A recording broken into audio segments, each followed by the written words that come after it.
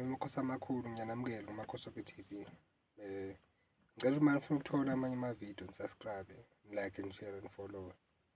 Namhlanje-ke njengoba kusile phakathi kwekhaya ngizokhuluma ngento ekuthiwa i-ancestral identity.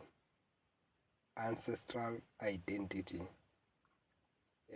Kubalulekile ngazomsamo ukuthi ukwazi lokho ukuthi wena ungubani ngoba kusuke kuyi-address leyo, it's ancestral identity where a person knows himself or herself. That's what matters in this life. You can shout, you can scream, you can talk, you can do whatever, but if you don't know who you are, you won't find the direction to your future. You will never find the direction on the right path. It is important to know who you are. So this topic is a very different topic, and it's sad. It's a different topic. It's a different one really. Ngifuna ukuchaza nje ukuthi ngane zamathongo, we as people, as black people, as Africans, we've got an address, we've got the family tree, we've got our origin, where we're coming from. Now, I find it very hard for us black people because I remember correctly that we shy away about ourselves. We don't want to make sure that we know ourselves. We want like, how can I put this now? Singabantu abazenza abanye abantu. So we are ashamed to present ourselves to who we are. And I find it absurd. Why as us Africans we shy away about who we are, but other races or the other tribes, they make sure that they represent themselves with bangobani. You can look at the Chinese, they never change. They are still the Chinese. You can look at the Indians, they are what they are.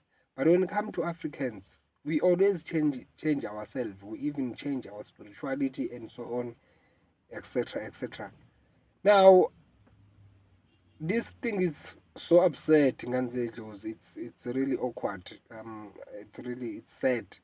Ayingiphathi kahle. But now, ngifuna ukukhuluma nengane nje yedlozi ukuthi mntana wedlozi, zazi ukuthi ungubani.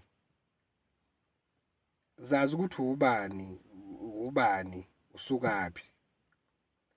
Now, one can ask ukuthi mkhulu, how do I go about that?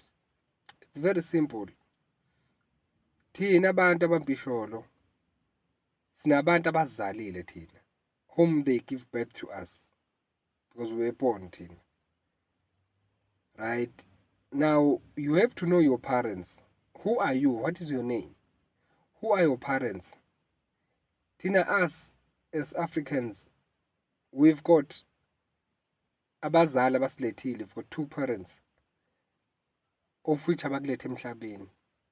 And I know ukuthi wonke umuntu uyazi lento. Unomama ozale wena, kunobaba okuzalile. Labazali babili, umama ngala kumalume, ubaba ngala kababa, bahlangene bazala wena. Kube khona ugogo ozala uma wakho, kube khona ugogo ozala umkhulu wakho. So I'm talking about the maternal side and the paternal side.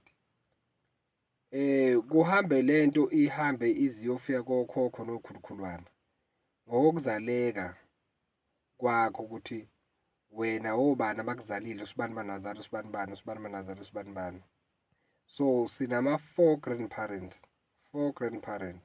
Bese kuyali okuma wakho nobabakho azale wena, okumalume kama wakho nomalume kababakho abazali umkhulu wakho nogogo wakho.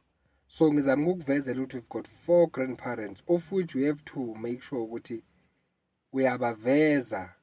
When you are doing all things, we have to prepare manje your origin. You have to prepare ukuthi who are you before you connect to the divine, before you connect to the one who created your ancestors.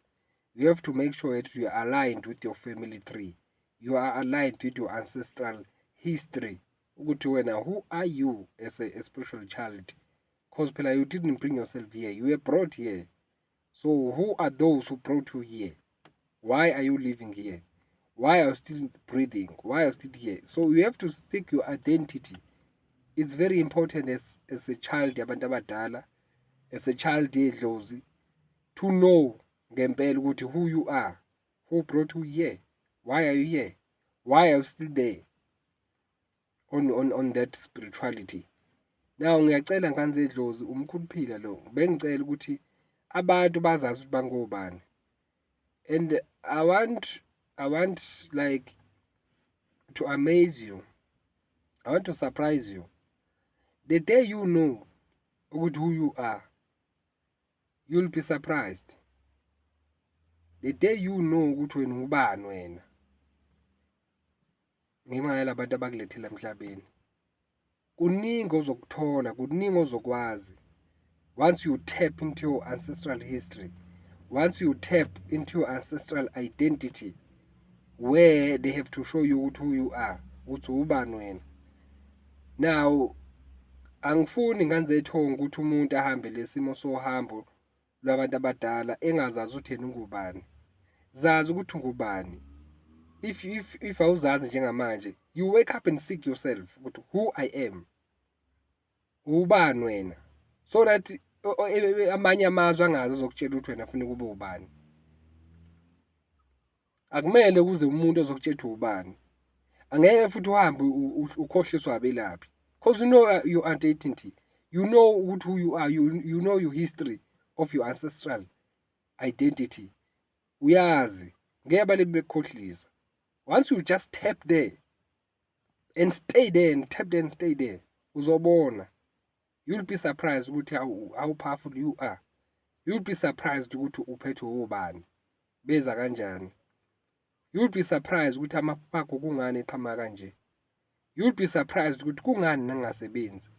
You'll be surprised ukuthi kungani ngihamba le ndaba yabantu abadala engihlupha kangaka kodwa. You'll be surprised la ubona khona ukuthi oh ingako kanti ke na isimo sami sinje, because you've tapped into your ancestral history, your ancestral identity, where a person knows himself or herself. So in that regard, it is very important, don't play about this. Okay? So make sure that you do find out what is your origin about your ancestral history, ancestral identity. It is important. Now, umkhulu ubika lokhu ngoba ngiyabona ukuthi siyalahleka thina sizwe simnyama esimpisholo. Sihambe sifunzwa izinto ngathi. There's no healer. There's no person. There's no tribe. There's no nation that has to come to you and tell you who you are. Once they come to you, that is why phela we're brainwashed. That is why phela we're being colonized. All those things. Basinika izinto esingazazi. We are what we are. We are not what they say we are. That's nonsense. That's bullshit. We are the Africans. We are what we are. We learn from our ancestors, the ones that came before us. So in this regard, our ancestors are the key. Our ancestors are the origin. They're the ones that tells us more ukuthi singobani. I'm telling you, my dear, once you just tap on this ancestral history, your ancestral identity, you will know more information. You will know more. You will have history of your ancestors. You'll have information. You'll have knowledge. You'll have indigenous knowledge of your ancestors. What is there? What is hidden there on your ancestral identity? You'll find out more. It is even funny because you may even find out your name. Though the name that you were just given by a person, you'll find out why you were given that name. You will even find your new name of your ancestors once you tap there. There are a lot of things that can go on I can go on and so forth. There's so many things about your ancestors that are hidden there in your bloodline. Now uphize ufuna ukufunza izinto ongazazi. You will even find out ukuthi why are you poor like this? Sengithwase ka5 emkhulu. What is happening with your ancestors? Sengihlabe imbuzi eziwu20. Sengihlabe 5 imbuzi, but my life is still stagnant. Anguthola umsebenzi emkhulu. Kublockeka imali. Once you tap onto your ancestors, you will know more. Omunye uzobuza, how do I tap there? Your ancestors are the way, because they are the ones that brought you here. They lived before you were born. They know the path that you have to travel. They are around us. That is why thina abantu abamnyama must be sanibonani, because we see those that are walking with you, but they are unseen with the physical eyes. We use our spiritual eyes, but we know ukuthi ababonwa ngamehlo enyama but ngamehlo kamoya. Kujulile nganze umsamo. Ngithi angibike nje lokho nganze amadlozi ukuthi ungaboni umthwalo ungaka kanti awuthintile laphaya. Akuciphiza ibhathini labantu abadala uyoyibona indaba. Noseciphizile uxakekile. Oseciphizile wavela uxakekile uyakhala ukuthi kunzima. Find out. Khona into angeke ngitshele, let me give you this wisdom. There is no problem without a solution. There is no ungathwasa ka20. There is no problem without a solution. Noma bangakuthwebula, bakuthwebule ngapha nangapha betshontshe imali zakho nezinhlanhla zakho nayo yonke into. There is no problem without a solution. I as umkhulu Phila saying that, and I'm not ashamed of saying that. I know there is no problem without a solution. I know I'm the solution of all my problems. I'm the solution. Whenever a problem comes, I find a solution immediately. There's no problem in front of me that I cannot solve. Our ancestors have got all the answers, all the solution to all our problems that we are facing, because they've lived before. They know ukuthi imaphi amatshe azokushaya. They know ukuthi imiphi imkhonto ezokwazi, and how to protect yourself from le mkhonto namatshe azogxoba, because they were there before time. Find out about your history. Find out about your mom. Find out about your father. Who gave birth to you? Are they still alive? What made them to die? Are they married? Why didn't they marry? Why did they divorce? Why were they separated? Why do your mom hate you so much? Why do your father hate you so much? There are a lot of things, etc., etc., etc., and etc. There are a lot of things, I'm telling you, my dear. You have to just find out who you are. Why were you brought here on this world? To do what? What are you doing? Have you found out why are you here? Have you found out what made you to make it in life now? They've already made it.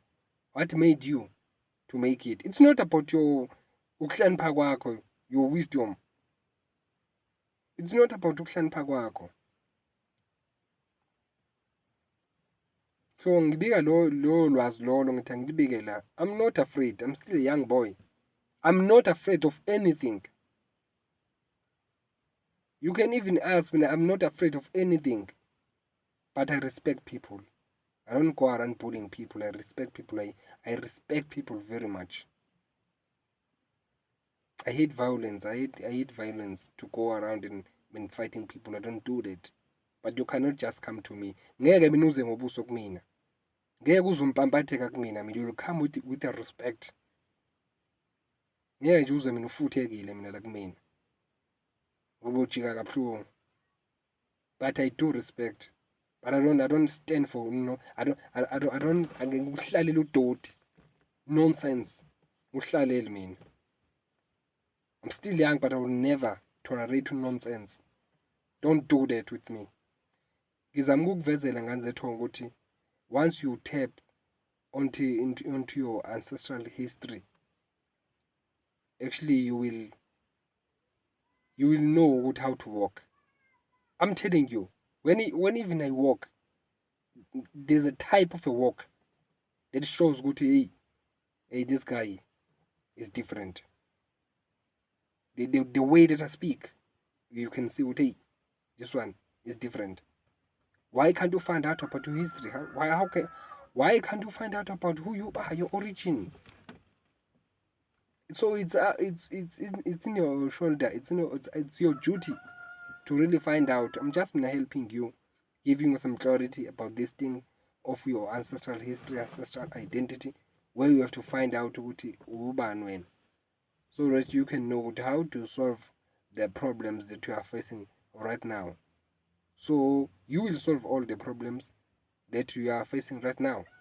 It may not be easy, it may not be a now, but it will happen, because any problem that is there in your life, physical life, and your spiritual life, will be solved once you know, because there's power in knowing.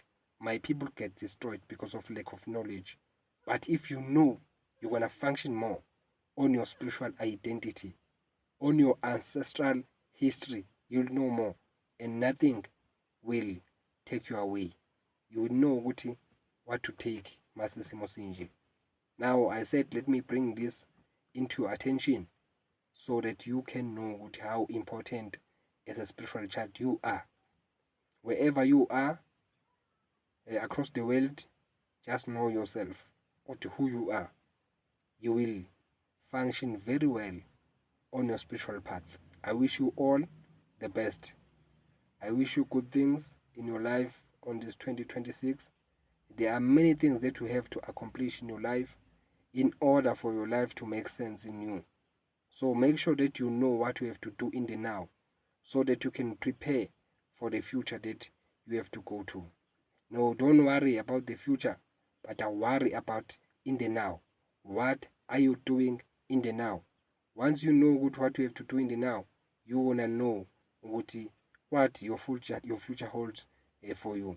You wanna have to make sure that you build your future, not just your future, but the future of your children. If you make your future a good future, that future will not be yours, but will be the future of your children. The one thing that I need you to do is to live in the now. Look in the now. Look in the present. What are you doing in the now? Whatever that you're going to do, which is a positive thing, which is a good thing in the now, will be a future of your children's, will be the future of the one that will be there. So ngani ethongo, seek out about your identity so that you can know how important you are, my dear. You know ukuthi kena uthatha kuphi ubeka kuphi, kulungele izinto. Ngithi angibeka kanjalo nganze idlozi. Umkhuluphila lo ngobuye ngikhulume nani ngibika lokhu phakathi kwekhaya. Ngicela nisubscribe, like and share and follow phakathi kwekhaya, sinifundise ezinye izinto ezaziyo nathi sifunde nakunina, ngoba ngumuntu mina ofunda ngazo zonke isikhathi. Ngiyabonga kanzulu msamo.